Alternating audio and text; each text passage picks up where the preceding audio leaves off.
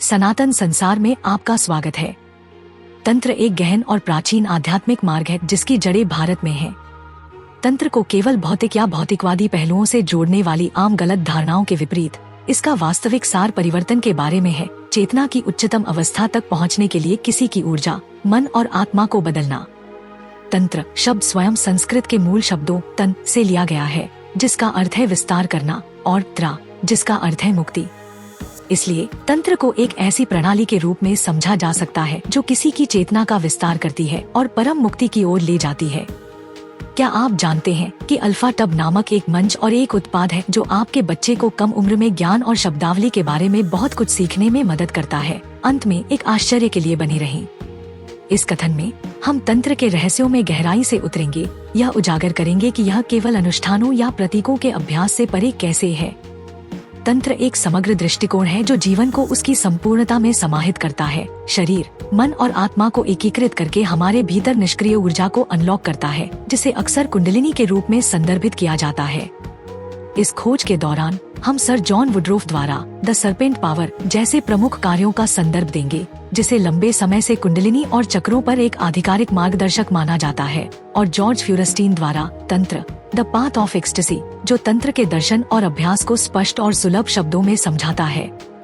ये ग्रंथ इस आध्यात्मिक पथ की पवित्रता पर प्रकाश डालते हैं और इसके आसपास के मिथकों और गलतफहमियों को दूर करने में मदद करते हैं। तंत्र की उत्पत्ति। तंत्र भारत की आध्यात्मिक परंपराओं का एक अभिन्न अंग है, जहां यह ब्रह्मांड की गहरी छिपी हुई ऊर्जाओं तक पहुंचने और उनका दोहन करने के उद्देश्य से गूढ़ प्रथाओं और अनुष्ठानों के एक समूह के रूप में उभरा। इसकी उत्पत्ति अक्सर वैदिक परंपराओं से जुड़ी होती है। हालांकि तंत्र वैदिक अनुष्ठानों में पाए जाने वाले अनुष्ठानिक तरीकों की तुलना में दिव्य के लिए अधिक प्रत्यक्ष और अनुभवात्मक दृष्टिकोण अपनाता है। तंत्र की जड़ें आरंभिक हिंदू धर्म और बौद्ध धर्म में पाई जा सकती हैं, जहां इसका अभ्यास दीक्षा लेने वाले और आध्यात्मिक गुरुओं द्वारा किया जाता था, जो प्रकृति की दिव्य शक्तियों से सीधे जुड़ना चाहते थे। अपने आरंभिक चरणों में तंत्र ने स्त्री सिद्धांत शक्ति की पूजा पर जोर दिया, जिसे सृजन और परिवर्तन की गतिशील शक्ति के रूप में देखा जाता है। शक्ति उस कच्ची मौलिक ऊर्जा का प्रतिनिधित्व करती है जो ब्रह्मांड में व्याप्त है और प्रत्येक व्यक्ति के भीतर मौजूद है। तंत्र सिखाता है कि शक्ति, जिसे अक्सर रीढ़ के आधार पर कुंडलिनी सर्प के रूप में दर्शाया जाता है, को जागृत करके व्यक्ति आध्यात्मिक विकास, उपचार और ज्ञानोदय की क्षमता को अनलॉक कर सकता है। समय के साथ तंत्र एक समृद्ध और जटिल आध्यात्मिक प्रणाली के रूप में विकसित हुआ, जिसमें ध्यान और श्वास क्रिया से लेकर अनुष्ठान, पूजा और मंत्र पाठ तक की कई तरह की प्रथाएं शामिल हैं। इन प्रथाओं को व्यक्तियों को अपनी आंतरिक ऊर्जा को जगाने और अपने भीतर और अपने आसपास की दुनिया में दिव्य से जुड़ने में मदद करने के लिए डिजाइन किया गया था। आंतरिक परिवर्तन के मार्ग के रूप में तंत्र अपने मूल में तंत्र परिवर्तन का मार्ग है। यह सिखाता है कि ईश्वर हमसे अलग कुछ नहीं है, बल्कि वह कुछ है जो हमारे भीतर मौजूद है। तांत्रिक दर्शन में मानव शरीर को एक पवित्र पात्र के रूप में देखा जाता है, जिसके माध्यम से दिव्य ऊर्जा को जागृत और व्यक्त किया जा सकता है। यह विचार कुछ अन्य आध्यात्मिक परंपराओं के विपरीत है, जो शरीर को कुछ ऐसा मानते हैं जिसे पार किया जाना चाहिए या अस्वीकार किया जाना चाहिए। तंत्र में शरीर को ब्रह्मांड के एक सूक्ष्म जगत के रूप में देखा जाता है और इसका हर हिस्सा दिव्य ऊर्जा से भरा होता है। यह ऊर्जा, जिसे अक्सर कुंडलिनी के रूप में संदर्भित किया जाता है, रीढ़ के आधार पर निष्क्रिय रहती है और इसे ध्यान, प्राणायाम, श्वास नियंत्रण और मंत्र जाप जैसे विशिष्ट अभ्यासों के माध्यम से जागृत किया जा सकता है। जब कुंडलिनी उठती है तो यह शरीर के ऊर्जा केंद्रों या चक्रों से होकर गुजरती है, जिससे गहन आध्यात्मिक जागृति और चेतना का परिवर्तन होता है। तांत्रिक अभ्यास का लक्ष्य शरीर और मन के भीतर ऊर्जाओं को सामंजस्य और संतुलित करना है, जो अंततः ईश्वर के साथ मिलन की स्थिति की ओर ले जाता है, जिसे मोक्ष या मुक्ति के रूप में जाना जाता है। परिवर्तन की यह प्रक्रिया केवल आध्यात्मिक ही नहीं है, बल्कि मानसिक और भावनात्मक भी है। तंत्र सिखाता है कि अपनी आंतरिक ऊर्जा के साथ काम करके हम नकारात्मक भावनाओं पर काबू पा सकते हैं, पिछले आघातों को ठीक कर सकते हैं और शांति और पूर्णता की गहरी भावना पैदा कर सकते हैं। तंत्र में मंत्रों, यंत्रों और मुद्राओं की भूमिका। तंत्र आंतरिक ऊर्जा के जागरण को सुविधाजनक बनाने के लिए विभिन्न आध्यात्मिक उपकरणों और तकनीकों का उपयोग करता है। इन उपकरणों में मंत्र, यंत्र और मुद्राएं शामिल हैं, जिनमें से प्रत्येक साधक की आध्यात्मिक यात्रा में एक अद्वितीय उद्देश्य की पूर्ति करता है। मंत्र मंत्र एक पवित्र ध्वनि या वाक्यांश है जिसे ध्यान के दौरान मन को केंद्रित करने और आध्यात्मिक शक्ति का आह्वान करने के लिए दोहराया जाता है। तंत्र में मंत्रों को साधक की कंपन आवृत्ति को बदलने की शक्ति माना जाता है, जो उन्हें उस दिव्य ऊर्जा के साथ संरेखित करता है जिसे वे प्राप्त करना चाहते हैं। उदाहरण के लिए मंत्र ओम नमः शिवाय भगवान शिव का एक शक्तिशाली आह्वान है, जो परिवर्तन और मुक्ति की दिव्य शक्ति है। यंत्र एक ज्यामितीय आरेख है जिसका उपयोग ध्यान सहायता के रूप में किया जाता है। यंत्रों का उपयोग अक्सर तांत्रिक अनुष्ठानों में ब्रह्मांड और इसे नियंत्रित करने वाली दिव्य शक्तियों का प्रतिनिधित्व करने के लिए किया जाता है। श्री यंत्र सबसे प्रसिद्ध और पूजनीय यंत्रों में से एक है, जो शिव और शक्ति, सृष्टि के पुरुष और महिला सिद्धांतों के मिलन का प्रतीक है। मुद्राएं प्रतीकात्मक हाथ के इशारे हैं, जिनका उपयोग शरीर के भीतर ऊर्जा प्रवाह को निर्देशित करने के लिए ध्यान और अनुष्ठान में किया जाता है। प्रत्येक मुद्रा का एक विशिष्ट उद्देश्य होता है, चाहे वह मन को शांत करना हो, शरीर को सक्रिय करना हो या कुंडलिनी को जगाना हो। तांत्रिक अभ्यास में मुद्राओं का उपयोग अक्सर मंत्रों और श्वास नियंत्रण के साथ किया जाता है, ताकि अभ्यासकर्ता के आध्यात्मिक अनुभव को गहरा किया जा सके। ये उपकरण मिलकर शरीर, मन और आत्मा को बदलने के लिए एक शक्तिशाली ढांचा बनाते हैं।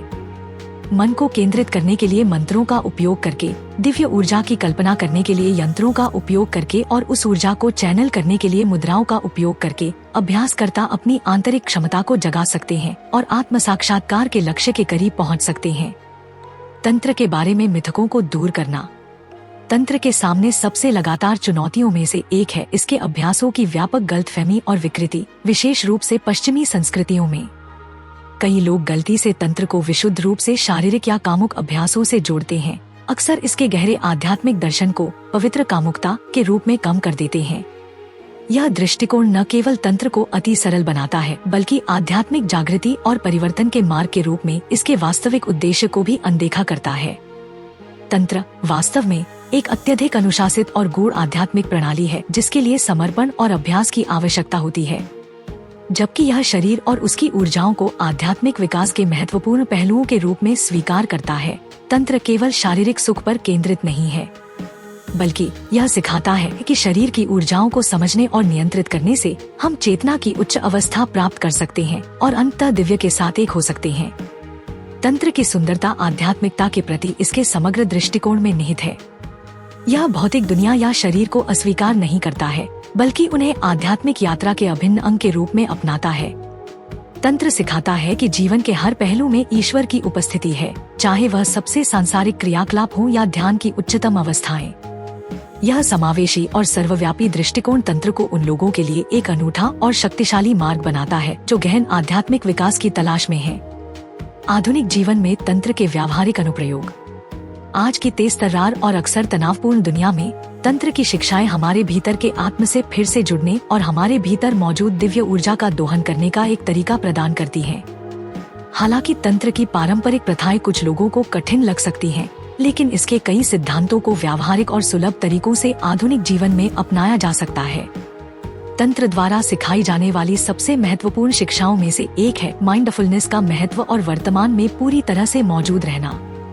अपने दैनिक जीवन में माइंडफुलनेस का अभ्यास करके हम अपने विचारों, भावनाओं और शारीरिक संवेदनाओं के बारे में अधिक जागरूक हो सकते हैं और उनके द्वारा नियंत्रित होने के बजाय उन्हें नियंत्रित करना सीख सकते हैं। यह बढ़ी हुई जागरूकता हमें जीवन की चुनौतियों को अधिक आसानी और स्पष्टता के साथ नेविगेट करने में मदद कर सकती है। ब्रीथ वर्क या प्राणायाम एक और शक्तिशाली उपकरण है जिसे आसानी से दैनिक जीवन में शामिल किया जा सकता है। सांस को नियंत्रित करना सीखकर हम शरीर के भीतर ऊर्जा के प्रवाह को नियंत्रित कर सकते हैं और मन को शांत कर सकते हैं। सरल तकनीकें जैसे कि गहरी पेट की सांस लेना या बारी बारी से नाक से सांस लेना तनाव को कम करने, ध्यान केंद्रित करने और आंतरिक शांति की भावना को बढ़ावा देने में मदद कर सकती हैं। दैनिक ध्यान अभ्यास में मंत्रों को शामिल करना भी ध्वनि और कंपन की शक्ति का उपयोग करके व्यक्ति की ऊर्जा और चेतना को बढ़ाने का एक प्रभावी तरीका है। ओम नमः शिवाय जैसे मंत्र का जाप करने से आपकी मानसिकता बदलने, आपको उच्च आवृत्तियों के साथ संरेखित करने और मन से नकारात्मकता को दूर करने में मदद मिल सकती है। तंत्र की सुंदरता एक समग्र आध्यात्मिक विज्ञान। तंत्र की सुंदरता जीवन और आध्यात्मिकता के प्रति इसके समग्र दृष्टिकोण में निहित है।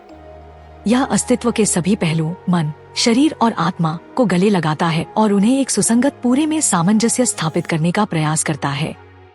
कई अन्य आध्यात्मिक मार्गों के विपरीत जो तप या त्याग पर जोर दे सकते हैं, तंत्र अभ्यासियों को दुनिया के साथ पूरी तरह से जुड़ने के लिए प्रोत्साहित करता है, यह समझते हुए कि सृष्टि में सब कुछ दिव्य की अभिव्यक्ति है। तंत्र सिखाता है कि हर अनुभव, चाहे वह सांसारिक हो या गहन, ज्ञानोदय का द्वार हो सकता है। यह एकीकरण का मार्ग है, जहां आध्यात्मिक मुक्ति पाने के लिए भौतिक दुनिया को अस्वीकार करने की आवश्यकता नहीं है। इसके बजाय तंत्र हमें दिखाता है कि हम अपने पास मौजूद शारीरिक, भावनात्मक और मानसिक ऊर्जाओं का उपयोग आंतरिक विकास और परिवर्तन के लिए कैसे करें। यह तंत्र को आधुनिक साधकों के लिए विशेष रूप से प्रासंगिक बनाता है, जो अपनी आध्यात्मिक आकांक्षाओं को दैनिक जीवन की मांगों के साथ संतुलित करना चाहते हैं। सर जॉन वुडरोफ, आर्थर एवलॉन द्वारा लिखित द सर्पेंट पावर के अनुसार कुंडलिनी का जागरण तांत्रिक अभ्यास का मुख्य केंद्र है। कुंडलिनी रीढ़ की हड्डी के आधार पर कुंडलित सर्प के रूप में प्रतीकित प्रत्येक व्यक्ति के भीतर छिपी आध्यात्मिक ऊर्जा का प्रतिनिधित्व करती है। जागृत होने पर यह ऊर्जा रीढ़ की हड्डी के साथ चक्रों या ऊर्जा केंद्रों के माध्यम से ऊपर की ओर यात्रा करती है, जिससे गहन आध्यात्मिक परिवर्तन होता है। यह प्रक्रिया केवल प्रतीकात्मक नहीं है, बल्कि गहन अनुभवात्मक है और इससे गुजरने वालों के लिए जीवन बदलने वाली हो सकती है। वुडरोफ की पुस्तक कुंडलिनी और चक्रों के साथ इसके संबंधों का गहन विश्लेषण प्रदान करती है, जो षटचक्र निरूपण और पादुका पंचक जैसे प्राचीन तांत्रिक ग्रंथों से ली गई है। इन लेखों के माध्यम से वुडरोफ कुंडलिनी जागरण की शक्तिशाली और परिवर्तनकारी क्षमता पर प्रकाश डालते हैं, यह वर्णन करते हुए कि यह प्रक्रिया चेतना, आनंद और ईश्वर के साथ मिलन की उच्च अवस्थाओं की ओर कैसे ले जा सकती है। तंत्र में शक्ति और शिव की भूमिका। तंत्र में ब्रह्मांड के पुरुष और महिला सिद्धांतों के बीच गतिशील अंतर्क्रिया एक केंद्रीय विषय है। इन सिद्धांतों को शिव और शक्ति के रूप में व्यक्त किया जाता है, जो क्रमशः शुद्ध चेतना और गतिशील ऊर्जा का प्रतिनिधित्व करते हैं। शिव को अक्सर ब्रह्मांड के पालौकिक, अपरिवर्तनीय पहलू के रूप में देखा जाता है, जबकि शक्ति अंतर्निहित, रचनात्मक शक्ति है जो सभी अभिव्यक्तियों को जन्म देती है। शिव और शक्ति के बीच के रिश्ते को अक्सर तांत्रिक ग्रंथों में मिलन और सामंजस्य के रूप में दर्शाया जाता है। तंत्र सिखाता है कि प्रत्येक व्यक्ति में पुरुष और स्त्री दोनों ऊर्जाएं मौजूद होती हैं और आध्यात्मिक विकास के लिए इन शक्तियों के संतुलन और एकीकरण की आवश्यकता होती है। तांत्रिक अभ्यास का अंतिम लक्ष्य अपने भीतर शिव और शक्ति का मिलन लाना है, जिससे पूर्ण संतुलन, सामंजस्य और आत्म साक्षात्कार की स्थिति प्राप्त होती है। शिव और शक्ति के बीच दिव्य अंतर्क्रिया की यह समझ तंत्र की समावेशिता को उजागर करती है। कुछ आध्यात्मिक पथों के विपरीत जो इच्छा के त्याग या भौतिक दुनिया की अस्वीकृति पर जोर देते हैं, तंत्र जीवन का जश्न मनाता है और अभ्यासियों को उनके भौतिक और आध्यात्मिक दोनों स्वरूपों को अपनाने के लिए प्रोत्साहित करता है। अस्तित्व के इन दो पहलुओं को एक करके व्यक्ति पूरी तरह से दुनिया से जुड़ते हुए आध्यात्मिक मुक्ति प्राप्त कर सकता है। जॉर्ज फ्यूरस्टीन द्वारा तंत्र परमानंद का मार्ग में शिव और शक्ति के बीच संबंधों को गहराई से खोजा गया है। फ्यूरस्टीन बताते हैं कि तंत्र ब्रह्मांड को इन दो शक्तियों के नृत्य के रूप में देखता है, जहां सृजन, संरक्षण और विनाश सभी दिव्य खेल का हिस्सा हैं। तंत्र के अभ्यास के माध्यम से व्यक्ति इस ब्रह्मांडीय नृत्य के साथ खुद को जोड़ना सीख सकते हैं, अपनी व्यक्तिगत ऊर्जा को ब्रह्मांड की बड़ी शक्तियों के साथ संरेखित कर सकते हैं। ऊर्जा के विज्ञान के रूप में तंत्र को अक्सर विज्ञान के रूप में संदर्भित करने का एक कारण ऊर्जा को समझने और उसके साथ काम करने का इसका व्यवस्थित दृष्टिकोण है। तांत्रिक दर्शन में ब्रह्मांड में सब कुछ ऊर्जा से बना है और इस ऊर्जा का उपयोग आध्यात्मिक विकास के लिए किया जा सकता है और निर्देशित किया जा सकता है। मानव शरीर को ऊर्जा चैनलों, नाड़ियों के रूप में जाना जाता है और केंद्रों, चक्रों की एक जटिल प्रणाली के रूप में देखा जाता है, जिसके माध्यम से महत्वपूर्ण ऊर्जा प्राण प्रवाहित होती है।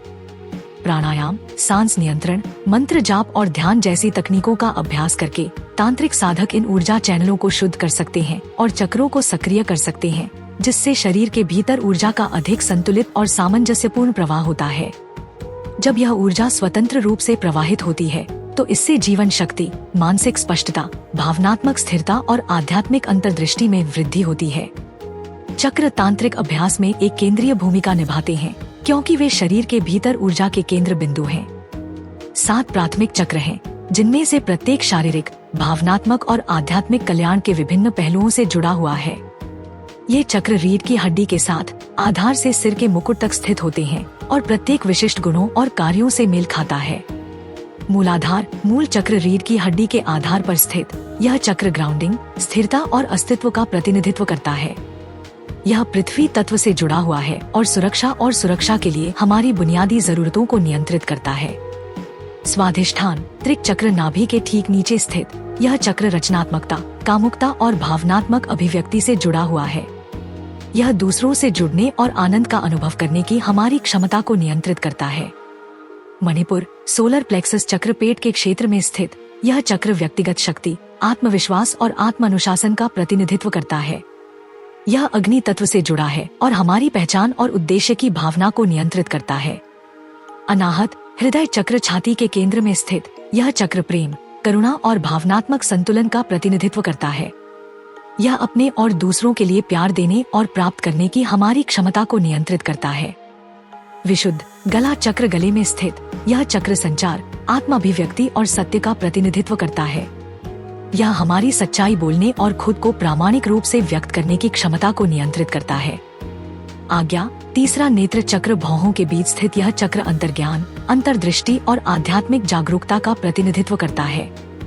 यह भौतिक दुनिया से परे देखने और चेतना की उच्च अवस्थाओं तक पहुंचने की हमारी क्षमता को नियंत्रित करता है। सहस्रार क्राउन चक्र सिर के शीर्ष पर स्थित यह चक्र ज्ञान, एकता और ईश्वर के साथ संबंध का प्रतिनिधित्व करता है। यह ब्रह्मांड के बारे में हमारे आध्यात्मिक संबंध और समझ की भावना को नियंत्रित करता है।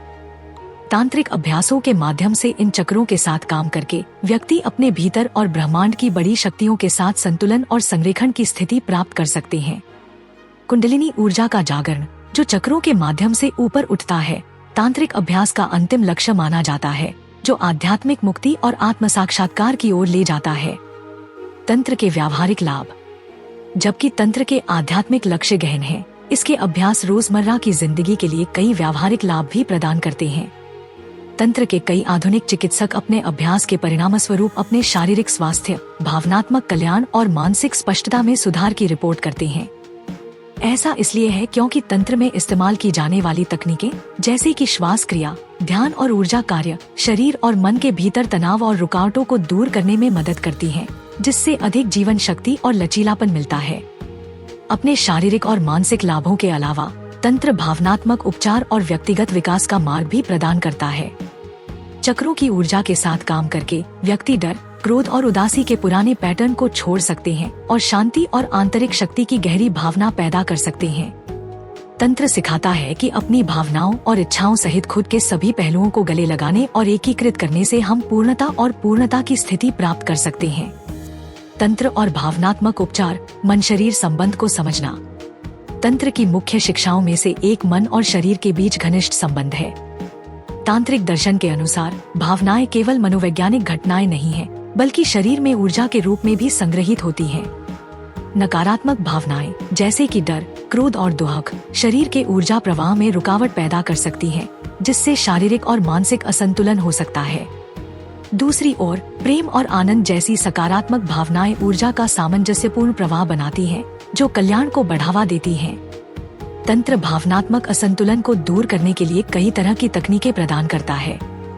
उदाहरण के लिए योग, श्वास क्रिया, प्राणायाम और ध्यान जैसी प्रथाएं शरीर से संग्रहित भावनात्मक ऊर्जा को मुक्त करने में मदद कर सकती हैं, जिससे भावनात्मक उपचार और परिवर्तन संभव हो सकता है। शरीर के साथ सचेत रूप से काम करके तंत्र व्यक्तियों को नकारात्मक भावनाओं को संसाधित करने और मुक्त करने में मदद करता है, जिससे भावनात्मक स्वतंत्रता और मानसिक स्पष्टता की अधिक भावना पैदा होती है। व्यक्तिगत भावनाओं को संबोधित करने के अलावा तंत्र सकारात्मक भावनात्मक अवस्थाओं को विकसित करना भी सिखाता है। उदाहरण के लिए मंत्रों का जाप करने का अभ्यास विशिष्ट कंपन आवृत्तियों को सक्रिय करने के लिए माना जाता है, जो मन और हृदय को ऊपर उठा सकते हैं। ओम, श्रीम या ह्रीम जैसे मंत्रों का जाप करके अभ्यासी खुद को उच्च आध्यात्मिक ऊर्जाओं के साथ जोड़ सकते हैं, जिससे शांति, आनंद और आंतरिक सद्भाव की भावना को बढ़ावा मिलता है। तंत्र में शरीर की पवित्रता। कई आध्यात्मिक परंपराओं के विपरीत जो शरीर को पार करने या त्यागने वाली चीज के रूप में देखते हैं, तंत्र शरीर को आध्यात्मिक विकास के लिए एक पवित्र पात्र के रूप में सम्मान देता है। शरीर को ब्रह्मांड का एक सूक्ष्म जगत माना जाता है और इसके माध्यम से प्रवाहित होने वाली ऊर्जाएं उन बड़ी ब्रह्मांडीय ऊर्जाओं का प्रतिबिंब है, जो पूरे अस्तित्व को नियंत्रित करती हैं। शरीर की पवित्रता की यह मान्यता उन कारणों में से एक है जिसके कारण तंत्र योग, मुद्राएं, हाथ के इशारे और अनुष्ठानों जैसे शारीरिक अभ्यासों पर इतना जोर देता है। तंत्र सिखाता है कि शरीर का सम्मान और देखभाल करके व्यक्ति आध्यात्मिक जागृति के लिए परिस्थितियां बना सकता है। योग आसन, शारीरिक मुद्राएं जैसे अभ्यास न केवल शरीर के लिए व्यायाम है, बल्कि ऊर्जा चैनलों को शुद्ध करने और शरीर को चेतना की उच्च अवस्थाओं के जागरण के लिए तैयार करने के तरीके भी हैं। इसी तरह देवताओं को फूल, धूप और भोजन चढ़ाने वाले अनुष्ठानों को भौतिक दुनिया में दिव्य उपस्थिति का सम्मान करने के तरीके के रूप में देखा जाता है। शरीर की पवित्रता की मान्यता कामुकता के दायरे तक भी फैली हुई है, जबकि कई आध्यात्मिक परंपराएं कामुकता को ऐसी चीज के रूप में देखती हैं जिसे टाला या दबाया जाना चाहिए। तंत्र इसे एक प्राकृतिक और शक्तिशाली शक्ति के रूप में देखता है, जिसे जागरूकता के साथ इस्तेमाल करने पर आध्यात्मिक विकास हो सकता है। तांत्रिक अभ्यास में यौन ऊर्जा को आध्यात्मिक ऊर्जा से अलग कुछ नहीं माना जाता है, बल्कि इसे उसी जीवन शक्ति का अभिन्न अंग माना जाता है जो पूरे अस्तित्व में प्रवाहित होती है। अजीत मुखर्जी द्वारा लिखित कुंडलिनी आंतरिक ऊर्जा का जागरण में तंत्र में शरीर की पवित्रता का और अधिक अन्वेषण किया गया है। मुखर्जी इस बात पर चर्चा करते हैं कि शरीर को किस तरह एक मंदिर के रूप में देखा जाता है और कैसे कुंडलिनी ऊर्जा के जागरण से गहन शारीरिक, भावनात्मक और आध्यात्मिक परिवर्तन हो सकता है। वह इस बात पर जोर देते हैं कि शरीर आत्मज्ञान का साधन है और शरीर की ऊर्जा प्रणालियों के साथ काम करके व्यक्ति दिव्य मिलन की स्थिति प्राप्त कर सकता है। इच्छा के प्रति तंत्र का दृष्टिकोण। तंत्र इच्छा के प्रति एक अनूठा और परिवर्तनकारी दृष्टिकोण प्रदान करता है। कई आध्यात्मिक परंपराओं में इच्छा को अक्सर आध्यात्मिक विकास में बाधा के रूप में देखा जाता है, जिसे दूर किया जाना चाहिए या त्याग दिया जाना चाहिए। हालांकि तंत्र इच्छा को एक शक्तिशाली और प्राकृतिक शक्ति के रूप में देखता है, जिसे जागरूकता के साथ संचालित करने पर अधिक आत्मसमझ और आध्यात्मिक जागृति हो सकती है। इच्छा के प्रति तंत्र के दृष्टिकोण की कुंजी इसे दबाना या अस्वीकार करना नहीं है, बल्कि इसे बदलना है। तांत्रिक अभ्यास में इच्छाओं को जीवन शक्ति की अभिव्यक्ति के रूप में देखा जाता है और उन्हें त्यागने के बजाय उन्हें अपनाया जाता है और व्यक्ति के आध्यात्मिक पथ में एकीकृत किया जाता है। यह काम के अभ्यास में विशेष रूप से स्पष्ट है, जो आनंद और कामुक अनुभव की खोज को संदर्भित करता है। आध्यात्मिक विकास में बाधा बनने के बजाय काम को मानवीय अनुभव का एक अनिवार्य हिस्सा माना जाता है, और जब इसे ध्यान और संतुलन के साथ अपनाया जाता है तो यह स्वयं और ब्रह्मांड की प्रकृति के बारे में गहरी अंतर्दृष्टि प्रदान कर सकता है। हालांकि तंत्र अहंकार में निहित इच्छाओं और आत्मा के सच्चे उद्देश्य से जुड़ी इच्छाओं के बीच अंतर करने के महत्व को भी सिखाता है। जबकि लालच, आसक्ति या स्वार्थ से प्रेरित इच्छाएं दुख का कारण बन सकती हैं, वहीं प्रेम, रचनात्मकता और ईश्वर से मिलन की लालसा में निहित इच्छाएं परिवर्तनकारी और उपचारात्मक हो सकती हैं। इच्छा के प्रति यह सूक्ष्म दृष्टिकोण ही तंत्र को अन्य आध्यात्मिक मार्गों से अलग करता है। मानवीय अनुभव में इच्छा की भूमिका को स्वीकार करके तंत्र आध्यात्मिक विकास के लिए अधिक समग्र और दयालु दृष्टिकोण प्रदान करता है। यह सिखाता है कि स्वयं के सभी पहलू, मन, शरीर, भावनाएं और इच्छाएं जागृति के लिए मूल्यवान उपकरण हैं, और आध्यात्मिक ज्ञान की खोज में किसी भी चीज को अस्वीकार करने की आवश्यकता नहीं है। तंत्र और अनुष्ठान, ईश्वर से जुड़ना। तांत्रिक अभ्यास में अनुष्ठानों का एक विशेष स्थान है, जो भौतिक और आध्यात्मिक क्षेत्रों के बीच एक सेतु का काम करता है।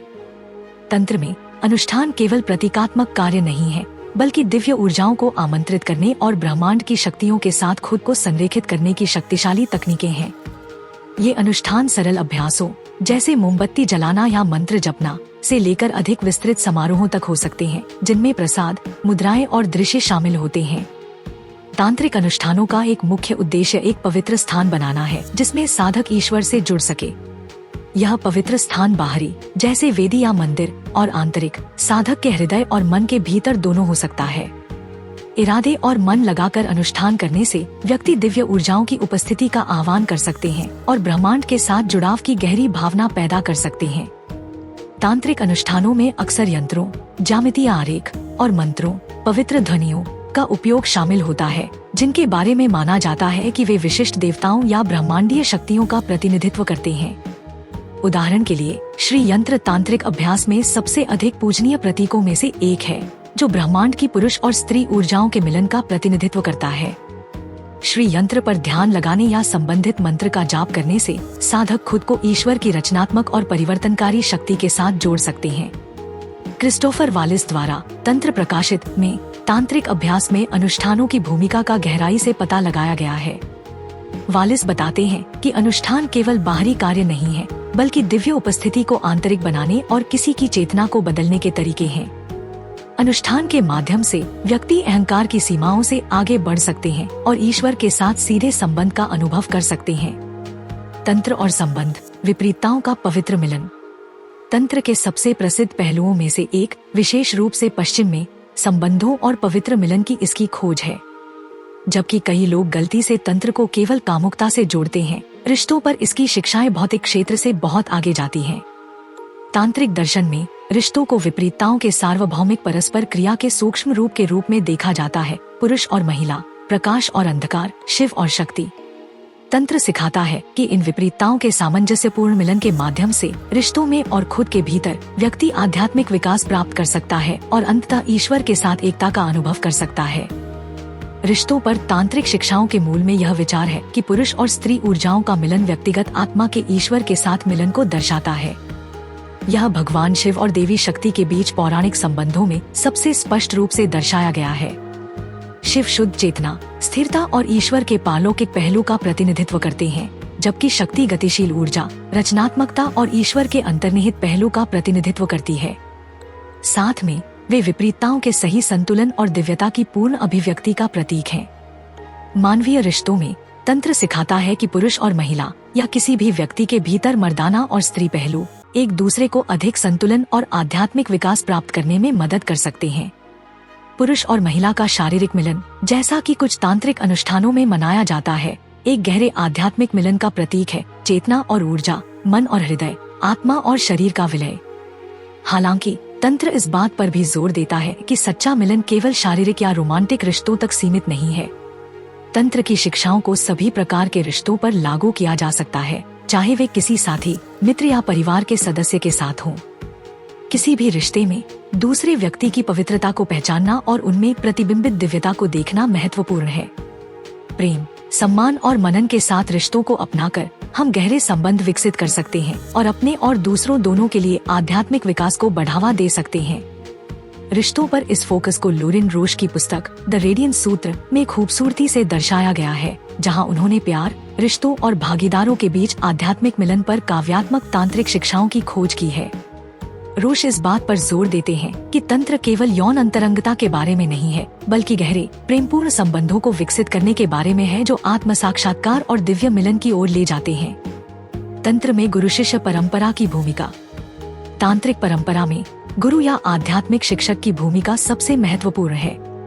तंत्र केवल अभ्यास या शिक्षाओं का एक समूह नहीं है जिसे किताबों से सीखा जा सकता है। यह एक जीवंत परंपरा है जो गुरु से शिष्य तक सीधे अनुभव और दीक्षा के माध्यम से पारित की जाती है।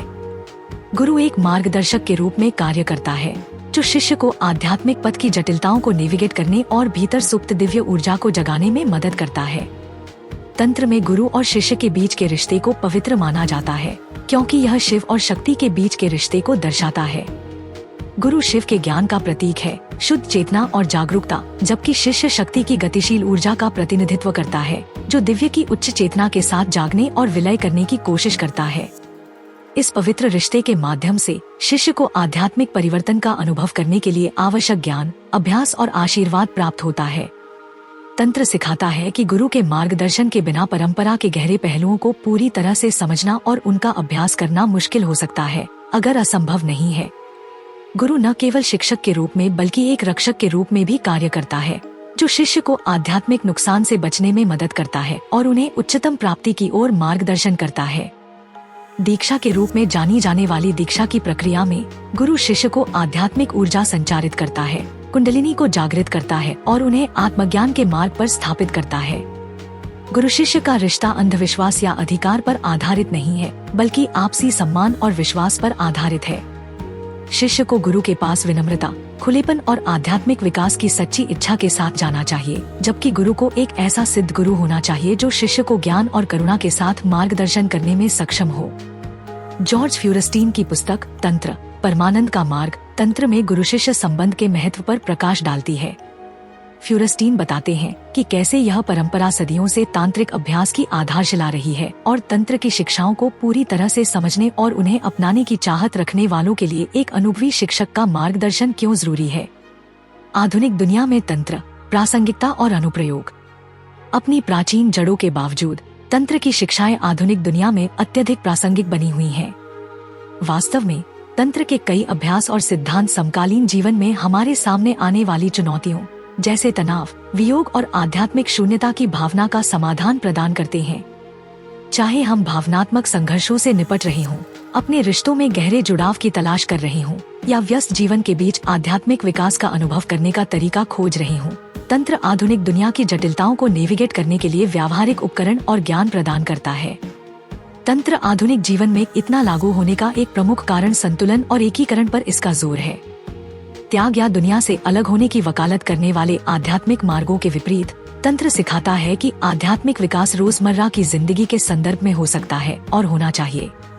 चाहे हम काम पर हों, किसी रिश्ते में हों या आधुनिक समाज की मांगों से निपट रहे हों, तंत्र हमें दिखाता है कि सांसारिकता में पवित्रता कैसे खोजें और हर अनुभव को आत्म जागरूकता और परिवर्तन के अवसर के रूप में उपयोग करें। आज की तेज रफ्तार दुनिया में, जहां बहुत से लोग खुद से और दूसरों से अलग थलग महसूस करते हैं, तंत्र की जागरूकता और उपस्थिति पर शिक्षाएं विशेष रूप से मूल्यवान हैं। ध्यान, श्वास क्रिया और विजुअलाइजेशन जैसी तांत्रिक तकनीकों का अभ्यास करके हम वर्तमान में अधिक उपस्थित रहना सीख सकते हैं और अपने आसपास की दुनिया से गहरा संबंध विकसित कर सकते हैं।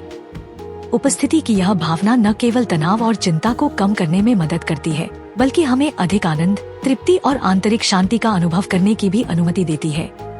इसके अतिरिक्त तंत्र द्वारा मन शरीर संबंध पर दिया जाने वाला जोर ऐसे समय में विशेष रूप से प्रासंगिक है जब बहुत से लोग स्वास्थ्य और कल्याण के लिए समग्र दृष्टिकोण की तलाश कर रहे हैं। यह पहचान कर कि मानसिक और शारीरिक स्वास्थ्य आपस में जुड़े हुए हैं, तंत्र उपचार और आत्म देखभाल के लिए अधिक एकीकृत दृष्टिकोण प्रदान करता है। योग, प्राणायाम, श्वास नियंत्रण और ध्यान जैसे अभ्यास न केवल शारीरिक स्वास्थ्य में सुधार करते हैं, बल्कि मानसिक स्पष्टता और भावनात्मक संतुलन को भी बढ़ावा देते हैं। आधुनिक दुनिया में तंत्र में रुचि का पुनरुत्थान इसकी शिक्षाओं का पता लगाने वाली पुस्तकों, कार्यशालाओं और पाठ्यक्रमों की बढ़ती संख्या में परिलक्षित होता है। ऐसी ही एक पुस्तक ओशो द्वारा लिखित तंत्र, सर्वोच्च समझ चर्चा करती है कि तंत्र के कालातीत ज्ञान को समकालीन मुद्दों पर कैसे लागू किया जा सकता है और यह आधुनिक साधकों के लिए प्रेरणा और परिवर्तन का स्रोत क्यों बना हुआ है। निष्कर्ष, स्वतंत्रता और जागृति के मार्ग के रूप में तंत्र।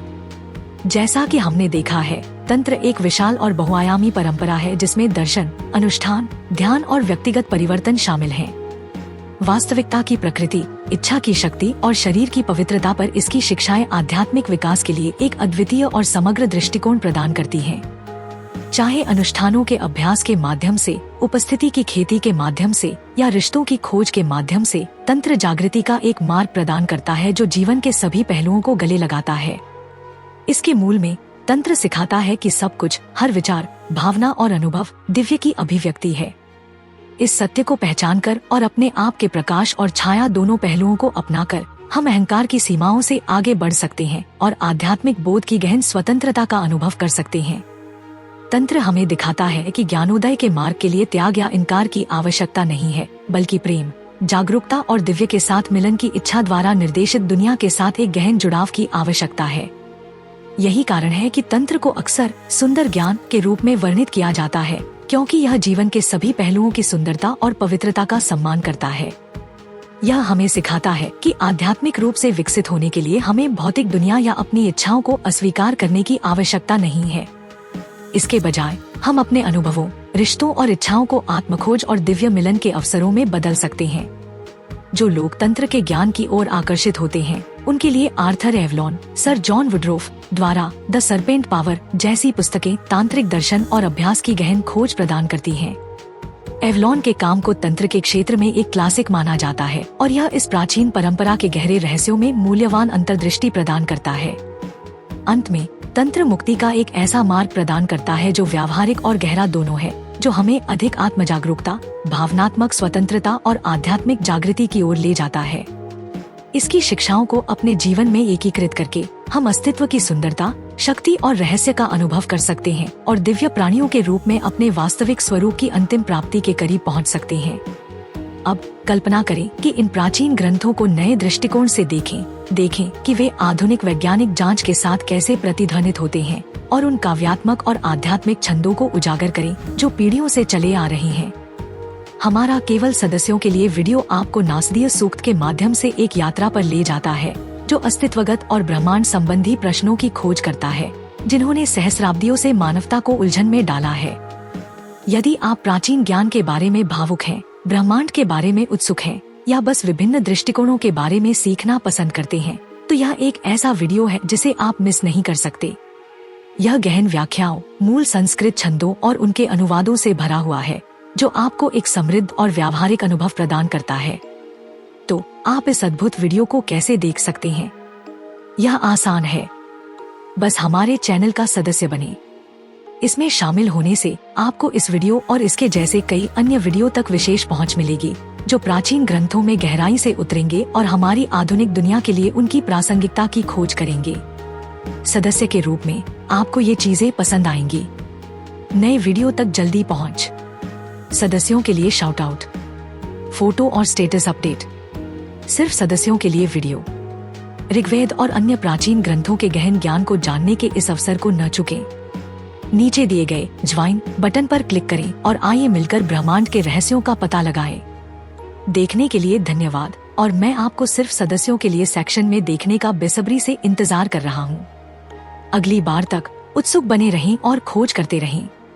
अपने जन्म वर्ष के अंतिम अंक के साथ टिप्पणी करना न भूलें और अपनी अंतर्दृष्टि साझा करें। मुझे अल्फाटब क्यों पसंद है? अल्फाटब छोटे बच्चों को कम उम्र में ही सनातन मूल्यों, ज्ञान और शब्दावली से परिचित कराने के दिलचस्प तरीके प्रदान करता है। अल्फाटब बच्चों की शिक्षा के लिए एक अनूठी अवधारणा के साथ एक शब्दावली किट भी है। यह स्कूलों में भी एक बेहतरीन किट के रूप में काम कर सकता है। माता पिता अल्फाटब मोबाइल ऐप का उपयोग करके बहुत सारे टब शीट और टब कार्ड बना सकते हैं और अल्फाटब का उपयोग करके मजेदार गेम के माध्यम से अपने बच्चों के साथ जुड़ सकते हैं। मैंने अल्फाटब ऐप का उपयोग किया है और वीडियो में दिखाए अनुसार टब कार्ड बनाए हैं। जब मैंने पहली बार अल्फाटब देखा तो मुझे पता था कि मेरे भतीजे और भतीजी इसे पसंद करेंगे। यह बच्चों के अनुकूल सामग्री से बना है, बहुत अच्छी गुणवत्ता वाला है, टूटने वाला नहीं है और लंबे समय तक चलेगा। मेरे प्रोमो कोड सनातन से 20% छूट प्राप्त करें। लिंक विवरण में है। यह हमारा सौभाग्य है कि हम अपने सनातन धर्म के ऐसे अद्भुत ज्ञान को फैलाने में सक्षम हैं। हम चाहते हैं कि आप अधिक से अधिक लोगों तक पहुंचने में आपकी मदद करें ताकि वे हमारे धर्म के बारे में जान सकें। हमारा आपसे अनुरोध है कि हमारे वीडियो को अधिक से अधिक लोगों तक साझा करें। कृपया हमारे अन्य वीडियो देखें। सनातन इतिहास के अधिक वीडियो के लिए सनातन संसार आई की सदस्यता लें।